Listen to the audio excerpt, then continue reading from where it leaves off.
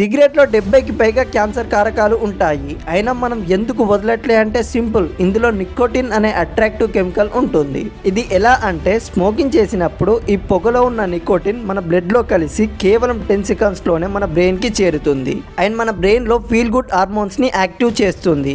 దీని వల్లే మన మూడ్ చేంజ్ అవుతుంది. నార్మల్ గా ఈ హార్మోన్స్ మనకి నచ్చిన పని చేస్తున్నప్పుడు డోపమైన్, సెరోటోనిన్, ఆక్సిటోసిన్, ఎండోర్ఫిన్ వంటి హార్మోన్స్ ని రిలీజ్ చేస్తుంది. దీనివల్ల మన మూడ్ పీస్ఫుల్గా ఉంటుంది. కానీ దీనివల్ల వచ్చే diseases first smell and food taste తెలియదు, పండ్లు పెదవులు నల్లగా అవుతాయి, తర్వాత క్యాన్సర్కి దారితీస్తుంది.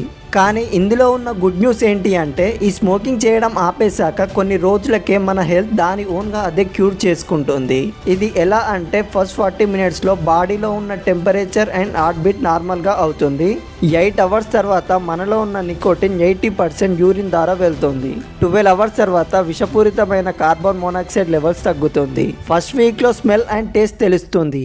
సెకండ్ వీక్లో బ్లడ్ సర్క్యులేషన్ నార్మల్ అవుతుంది. 1 మంత్లో లంగ్స్ కంప్లీట్గా హెల్తీగా అవుతాయి. అండ్ కొన్ని రోజులకి హెల్త్ నార్మల్ పొజిషన్కి వస్తుంది. Thanks for watching. Have a nice day. ఇలాంటి ఇన్ఫర్మేషన్ కోసం లైక్ చేసి సబ్స్క్రైబ్ చేయండి.